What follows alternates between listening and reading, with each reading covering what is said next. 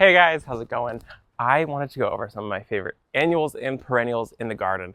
These are the ones that have bloomed the most, the longest, put on the best show, they have the best foliar growth, the ones that have just done the absolute most this growing season. And we're going to start off strong with one of my favorites in the garden. This list is in no particular order, but this one is definitely pretty high up on my list. This here is Truffula Pinkina. It is so beautiful, it is so big. I want to say that this is 6 plants. You're going to see in my garden, I tend to plant things very, very close together, so that way I get the biggest impact of these plants possible. 6 plants, 6 Truffula Pink gomphrena. It's absolutely stunning. The hummingbirds do enjoy it. The butterflies do enjoy it. I don't see too many bees on this plant, but it is still a showstopper in the garden. I have it in 2 different spots, and I had planted this one originally, and it took off, and I was like, oh man, I need to add this in another spot in the garden. So I have it in 2 spots in my garden because it's worth 2 spots and it's worth all the space that it takes up in the garden. So it is just an annual, but I have heard that I can winter it over in my growing zone, which is really, really nice. So I'm going to try doing that this year. The other thing that I do love about it is that you can use it in flower arrangements. The issue is that it's so hard to harvest them. You get 1 cut, you get 1 stem, and you get 1 single flower from them. So you have to cut on it a whole bunch to be able to get some really good impact in your floral arrangements, but I still think it's worth it to be able to cut on these things. These ones do get about 2.5 feet tall and wide. This one is in a very tall raised bed right here. We have a very deep raised bed and a very tall raised bed. So it's really not as tall as you think it looks right here in person. It's kind of elevated. I've got some other ones that are at a more normal level, and I'll show you guys those right now. And I love it so much that I've even dedicated a second patch of it into my garden. This is just 3 plants right here. These ones were planted much, much later into the garden season, and these ones are not in such a high raised bed. These ones are a little bit more, they're about 1 foot off the ground, and the other ones are about maybe 1.5 feet, 2 feet off the ground. So this is Truffula Pink gomphrena, very beautiful. And this is an annual that I highly recommend that you look for your garden next year. We've talked about this plant here, this is gomphrena, but I want to talk about the plant that's underneath it. This right here is a petunia. This is one that I have wanted to grow for many, many years. This one is called Latte. And I think when you find the right petunia for your garden, it's one that you want to add every year. This is one that I want to grow next year in a bigger swath. I already have a huge swath of it, but I would like to grow more of it. The hummingbirds love it in my garden. I do see some butterflies on it. I don't see too many bees, but the fact that I see hummingbirds and lots of butterflies on it is totally worth it in the garden. I love the creamy white color of this petunia. I think it's absolutely stunning.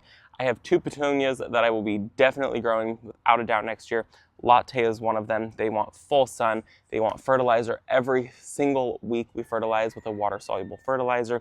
You can mix it in with a watering can, or you can use a hose attachment sprayer. We do both in our garden, but the key to having big, beautiful, and lots of blooms on your petunias is that weekly fertilizer and regular watering. So our water goes off for all of our beds, everything here, twice a day during the hot summer months. And I think that that is the biggest key to making sure that you have the most amount of blooms, and then making sure that everything is also getting a nice, healthy feeding. You ate today, have your plants eaten today. Give them something to eat this week. They need it, and that's how you'll get big, beautiful petunia blooms and have a stunning show in your garden. The great thing about petunias is they come in so many colors, so you can find one that fits perfectly for your garden. They also come in many, many different sizes. I like this one because it grows to a good size in the garden and doesn't absolutely overwhelm and take over. The other great thing about petunias in my growing zone, Northern California Zone 9A, I can usually get these guys to winter over with a little bit of luck and a little bit of effort in my garden. So I can get usually 2 years out of them. So by the end of the 2nd year, they're looking a little bit rough and they're looking very exhausted.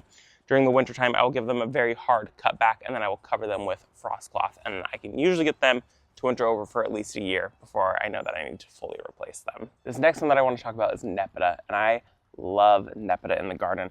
I think it's really beautiful. I just sheared it back not that long ago, so it's done blooming. The more you shear on it, the more it blooms. So I'll usually get 3 to 4 blooms from my Nepeta during a growing season. Like I said, this one's just finished. Nepeta has a really beautiful purple blooms to it. I like this one because of how bright the foliar growth is. This is kind of an uncommon color in Nepeta. Nepeta usually has a darker foliar growth. I will show you guys that in just a second. This is 5 plants right here though. They're hardy in zones 3 through 9. They're an amazing perennial to add into the garden. The bees, the butterflies, pollinators absolutely love them. This one right here is called Lemon Perfection, and I absolutely love it. I love it because of the color on it and then how many blooms this thing blooms. This one has just been the best performing Nepeta that we have ever grown. Let me show you my second favorite Nepeta. This one right here is called Junior Walker, and it's a really, really great Nepeta, also known as Catmint. This one performs so well. This one actually was about this tall, and I sheared it back really, really hard, and it's sending out its new flush of blooms, and it's getting these beautiful, beautiful, dainty little lavender color blooms in it. The bees love this one. It is a full sun lover, so this one will get sun in probably about an hour and a half, and it gets a full amount of sun over in this area. The more sun you give it, the better it'll be. This is just 2 plants right here, and it takes up the space of what 3 to 4 plants of some other varieties of Nepeta take up. So Nepeta comes in a whole bunch of different shapes, sizes, colors, and so you can find an easy one for your garden. Okay, this next one here is just an annual, and I'm so bummed it's an annual, but it is able to winter over in zones 10 and 11. This here is Cleome. This is a spider plant. This one specifically is called Senorita Rosalita, and I have never grown a Cleome before in my entire life, and now I am so in love with them. I want to grow this one again next year. I want to try to winter it over. I have it in 2 different spots in my garden, and it has created the best impact in the garden. It's a beautiful green color of the foliar growth, and then these beautiful blooms on them. The blooms have these like almost spider legs, and so they also call it a spider plant because of that, and it just blooms nonstop. The second I've put it in the ground, it has not stopped blooming, and I just see so many more buds on this thing, which is really, really nice. It's going to bloom for me until a frost takes it, which I'm really, really happy about. Full sun lover. It gets about 3 feet tall and about 2 feet wide, so it gets a little bit taller than it does wide, kind of has a nice little vase shape to it. This is 2 plants right here. Like I said, I like to plant things very, very close. I want to have big impact of a plant, and I think that this is a very big impact of a plant. Now, I've heard that Cleome can be sticky and can be thorny, and that is not the case for this Cleome. This Cleome is not sticky, it is not thorny. It is a beautiful one. I like it. It's right next to our walkway. I touch it when I walk by, and there is no residue on my hands, and there are no thorns on it. I don't know how true that is. I've never grown any other Cleome before. That's just what I've heard from a few other people. So this is a really good one to add to your garden if you like Cleome, or if you've been wanting to grow Cleome, but maybe you've been hearing that it's sticky or has thorns. I had never heard that. I just saw this plant, and I loved it. I fell in love with it. I've got it in 2 spots in my garden, and I couldn't be happier with it. Full sun lover. Hummingbirds love this plant though. So this is definitely a must add to the garden. This might be close to number 1 on my list of must-haves for your garden. The next one on my list is Coleus. And I love Coleus of any shape, size, color. They come in so many different colors, so many different sizes. They come in whatever you need. You can find the perfect one for your landscape. This one specifically is definitely my favorite. This one is called Wicked Witch. I like it. I like the name. Halloween is one of my favorite times of the years. And then I love the coloring on this. I think that it's just so beautiful. It's this beautiful deep burgundy color, and then it has this beautiful chartreuse color to it. I love this one. It's so well behaved in my garden. This area gets dappled sun throughout the entire day. It's never in full sun. Coleus typically don't love full sun where I live. I've heard some other people who are in cooler climates say that they can grow it in a much sunnier location, like full morning sun, and then usually protection in that hot afternoon sun. But I probably wouldn't risk it, at least where I live. I like it with the dappled sun. It grows very, very well in my area in dappled sun. It behaves beautifully. This one here gets about 2.5, 3 feet tall, and then it spreads. This, I believe, is 7 plants in here. So like I said, packing close, you get the bigger impact of them. I like to cut on it, use it in flower arrangements. It's beautiful in flower arrangements. It adds huge impact into them. I do have them in other colors too. I love them in other colors, but this is always the one that I want to do big, huge swaths of it. I just think that it's so interesting, and I think it's so beautiful. And then the leaf size is just so large, which is really nice. It's a really, really good one to add into your garden. Add Coleus. Make sure that it gets some protection from the sun if you can help it. Otherwise, it's pretty much you put it in the ground and you leave it alone, and she performs really well in the garden. The next one that I want to talk about is lamb's ear, and I love lamb's ear. I love it because it is so soft. It's so beautiful. It's just kind of a nice restful green color in the garden. It's a very cool green color, and I think gardens really do need that. I love it because it is so soft. It is like so incredibly soft. And I like this one specifically because this is called Helen von Stein, and it is a very large leaf lambsir. Lambsir comes in a couple different sizes. You can buy them where they're really, really small leaf. I like the big impact of the really big leaf one.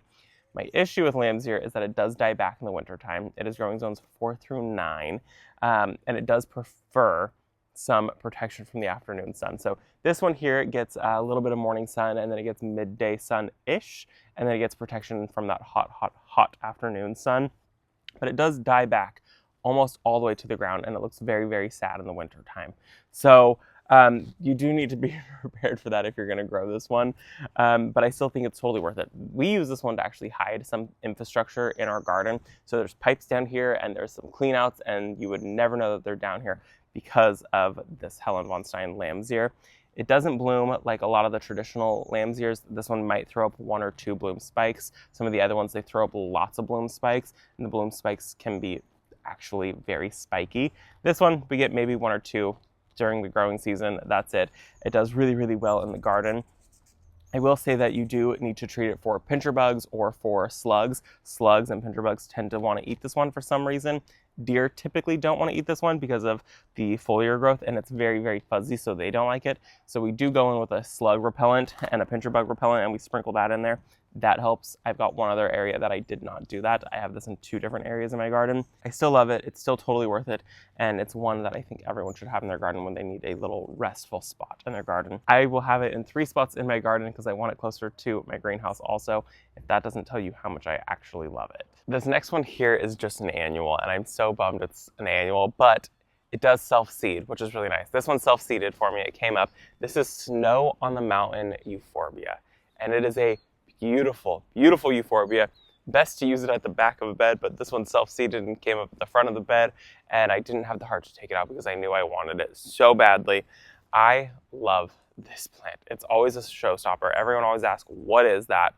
It is so stunning. With euphorbia, though, you need to be cautious because it does secrete a milky sap that can irritate people's skins, and it can also be toxic to pets, children, people, anybody who's eating it. So if you or people in your garden or pets in your garden are eating your plants, this is maybe one to stay away from. But it is beautiful in flower arrangements. If you're going to use it in cut flower arrangements, you do need to cut on it and then let them sit in their own container of water before you put them in with other flowers. If you put them in with other flowers, the sap will get sucked up by the other flowers, and it will shorten the vase life of your other flowers in your arrangements. I love this one. I love using it in flower arrangements. The bees love it when it's blooming, and the thing kind of just blooms nonstop. It's in full bloom right now. The bees will be out here in probably about an hour when this starts to get more sun and really warm up. But beautiful, beautiful annual to grow in the garden. I start this one from seed every year, or I let it self-seed. This is one that I will be saving seed from to make sure that I can grow more of it next year. This next one here is called Serendipity Alliums, and she's almost done blooming. She is a perennial to add into the garden, and I was a little bit nervous. I didn't think she would come back for me. So this is an ornamental onion. Growing zones 4 through 8. Like I said, I'm in a zone 9, so she's right on the cusp of what should and shouldn't come back. I have it in a couple different spots. I plan to divide this one this year, so that way I can add it into a few other spots. So I'm really, really happy that they came back. I don't even mind the spent seed blooms on them. I still think that those are even really beautiful. It is rabbit resistant, deer resistant. Because of the strong pungent smell, they typically don't like it. So it's a really good one if you deal with those types of pests in your garden. I don't deal with those, so I don't have firsthand knowledge. That's just what I've heard from other people. The bees love it. We see a lot of carpenter bees on it. We also see a lot of butterflies on this one. So this is a really, really good one to add into the garden if you're wanting to attract those and if you deal with deer and rabbit. It gets about 15 inches wide, 20 inches tall. You can divide it in the fall time. All of the foliar growth is going to die back to the ground, and then you just divide it, put it in wherever you want it else in your garden. I really love it. Full sun lover in the garden, and I think that this is a really, really good one that you need to add into your garden for next year. And last on my list, but definitely not least, is one that we have had for a couple years now. This is Japanese anemone, and I am a sucker for Japanese anemone. This is kind of a big one. This one specifically is called Petunia. I would like to add a couple other varieties into the garden, but I would like to add some that are a little bit lower growing. It is a shade lover. This one might get a little bit too much sun. You'll probably notice that there's a little bit of burn happening on this. So a little bit more shade, it would be a lot happier in my garden. But you see how many blooms it has, and you see how tall these bloom spikes are. They're absolutely massive.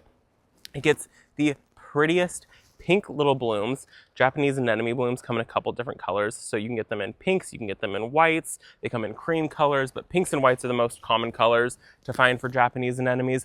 This is a really tall one. This is probably one of the taller Japanese anemone varieties out there. There are some that are much shorter. They do spread by rhizome though, and so to control that, we have gone in with a metal tree ring right here, and that has helped the rhizomes so they don't spread out. So we've pounded this all the way into the ground, and that's kind of stopped the growth from coming out and taking over into the garden, because it is kind of a bully in the garden. So it will just spread everywhere and it'll absolutely take over.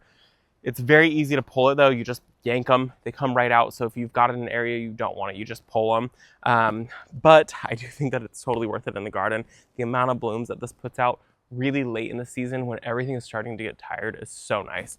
If this video was maybe another 2 weeks away, week and a half away, this would just be nothing but beautiful pink airy blooms. And I love to use these in floral arrangements. I love to use the foliar growth in floral arrangements. I come in here and I just kind of like give them a nice light tug, and you get these really, really long stems to use in floral arrangements. Sometimes there's 2 leaves, sometimes there's 3 leaves. I think I might have broke one of the leaves off of this one. There's usually 3, but what I'll do in floral arrangements is sometimes I'll pop off that 3rd one and I'll use 2 of them. They're just really pretty in flower arrangements. It's a very airy plant. It's a very cottagey plant. It's just a sweet plant to add into the garden, and one that I think every gardener needs. So I hope that you enjoyed this list of must-haves for the garden. I enjoyed making it. I enjoyed talking about some of my absolute favorites in the gardens. I want to give an honorable mention over to this one right here. This is called Scabiosa, or a pincushion flower. It is an annual or a perennial. This one is the perennial kind, but there is an annual kind, and I've grown both and I absolutely love them.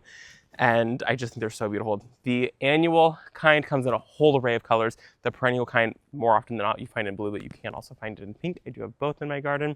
That is going to be it for this video. I hope that you guys enjoyed it. Thank you so much for visiting our garden, and we will see you guys in the next one. Bye, guys. Come on, Freya.